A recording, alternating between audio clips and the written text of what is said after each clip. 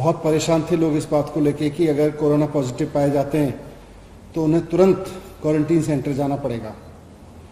Media में भी बहुत सारे लोगों की रिपोर्ट्स आ रही थी, मीडिया के माध्यम से भी बहुत सारे लोगों के बारे में रिपोर्ट की जा रही थी कि लोग दुखी हैं कि क्वारंटीन सेंटर जाना अपने आप में एक और बड़ी बीमारी है, वो भी तब जबकि आप होम आइसोलेशन के लिए फिट हैं।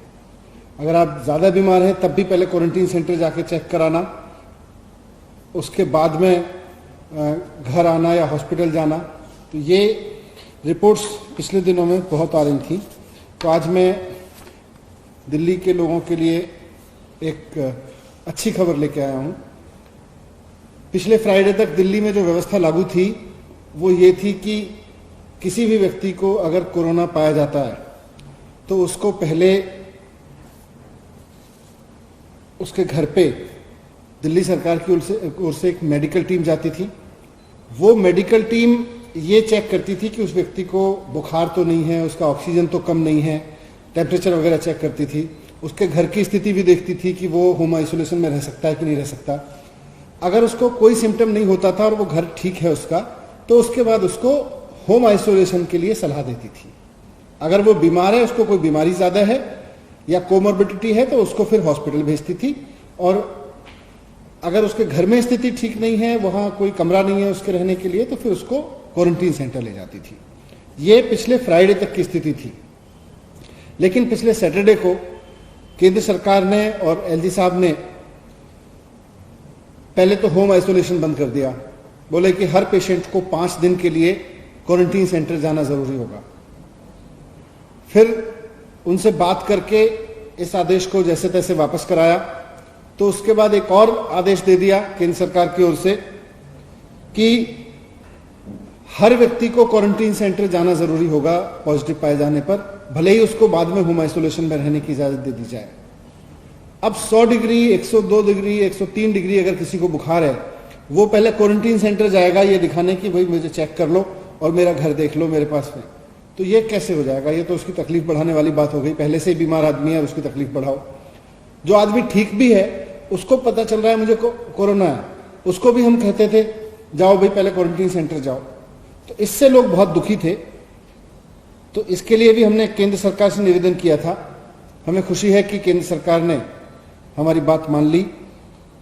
अब फिर से दिल्ली में वही सिस्टम लागू हो गया कि अगर आपको कोरोना पॉजिटिव पाया जाता है तो आप अपने घर पे रहिए, वहीं आपकी स्क्रीनिंग हो जाएगी और दिल्ली सरकार की मेडिकल टीम आपके घर पे आके आपके घर की स्थिति देखेगी, आपके शरीर की स्थिति देखेगी। अगर टेम्परेचर नहीं है, अगर कोई और ऑक्सीजन वगैरह की प्रॉब्लम नहीं है, तो आपको वहीं घर पे ही रहने की इजाज़त दे देगी। और अगर हॉस्पिटल जाने की ज़रूरत है तो हॉस्पिटल भी आपको फिर जाने के लिए कहेगी। तो ये जो व्यवस्था बीच में लागू हुई 3-4 दिन के लिए, अब ये खत्म हो गई है।